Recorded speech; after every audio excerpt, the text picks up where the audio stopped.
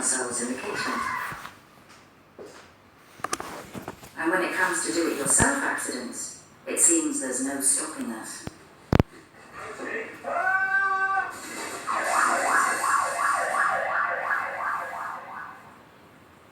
Even if we manage to avoid an accident at home, there's plenty more ways we can kill and injure ourselves and others on the roads.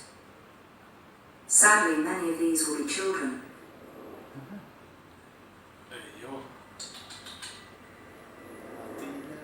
And how many of us have had a near miss recently? Think. Slow down. And when we get to work, are we any safer? Well, statistically we are, but still far too many of us lose eyes or limbs, fall from height, get hit by moving vehicles, or do stupid things which cost us dearly for the rest of our lives. But why do we risk being killed or severely injured by an accident at work? It's because we make bad decisions, often through rushing or lack of planning, and rely to a large extent on luck. Every fatality starts with an unsafe act, and according to statistics, 1 in 2 million unsafe acts will result in a death. However, on average, there will be approximately 240,000 near misses, 20,000 minor injuries, and 400 reportable serious injuries, leading up to a death. On the other hand, you can be killed on your first day at work, because no one can predict the outcome of an accident. Unsafe behaviour is a form of gambling. On many occasions we win, but when we lose, we can lose big time. We can lose everything. I want to tell you about an accident that had a big impact on my life. In my hometown, a scaffolder called Joe was working on a construction site about 10 metres from the ground when his mobile phone rang. So he stopped what he was doing to answer it.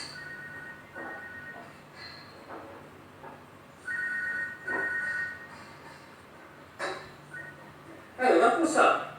Now this in itself is an unsafe act when working on scaffolding, but as he was loosening the fittings on the guardrail and hadn't yet clipped on his harness, it wasn't the safest place to be taking the call. Yeah, Jessica, you're kidding me.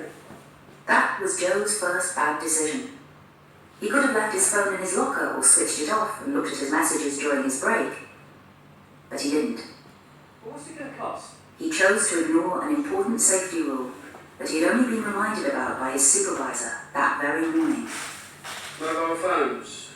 Do not answer your mobile phone while on the scaffold. Move to a safe place of work so you can answer the phone. How much? Well, it wasn't good news on the phone, but it wasn't urgent either. And as he became more agitated, Joe inched nearer to the guardrail, which he had already loosened at one end. Get another quote. But suddenly he saw his supervisor across the site, ended the call and got on with his work. Hang on, let me call you back later. His unsafe act was just one of 2 million unsafe acts where nothing else happened. If only that was true. Fortunately for Joe, or unfortunately as it turned out, his supervisor was called back at the last moment, so Joe carried on talking on his mobile. Okay, but I shouldn't be on the mobile up here. What actually happened next was that Joe's mate Darren came along the scaffold and had to squeeze past him. Darren went to lean on the guardrail, but Joe suddenly remembered that he had loosened it. Darren gave Joe a bit of a ticking off and should have reported the incident as a near miss. But they were good mates, and it had never happened before. It was just one of 240,000 near misses that remained just that, near misses, the type we've all had at some time in our lives. Except it didn't quite happen that way. Darren and Joe were good friends. They'd worked together for years, but familiarity can breed complacency.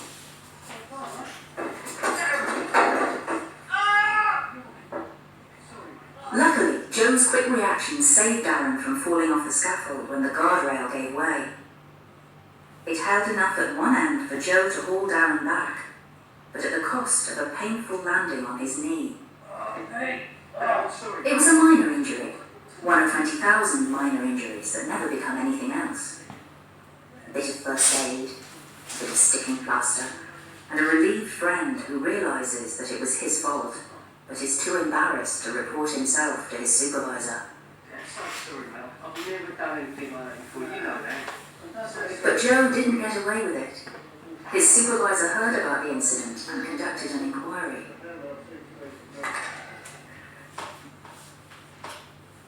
Joe was reprimanded by his supervisor and given a warning that his unsafe act would be held on record and any further breaches of safety would not be tolerated.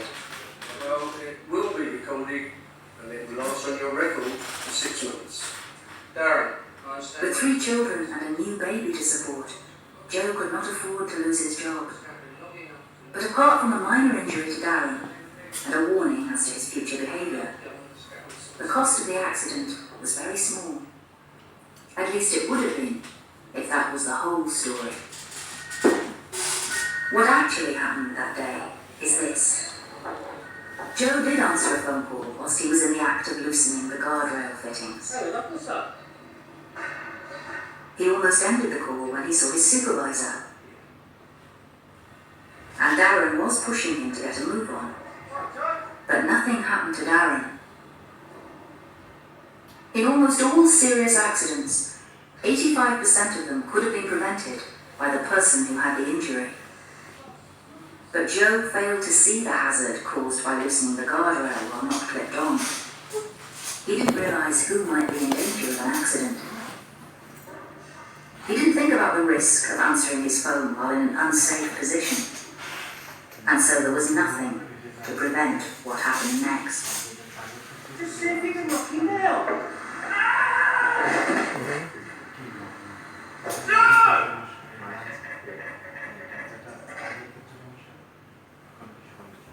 Joe broke both his legs, fractured his pelvis, and suffered a serious spinal injury. But after months in hospital, the doctors managed to put him back together again. He survived an horrific fall that paid a terrible price. Apart from the injuries which disabled him for life, he lost his income, his freedom, and he couldn't even obtain compensation.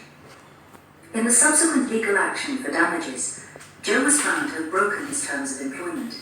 He had placed himself and others at risk.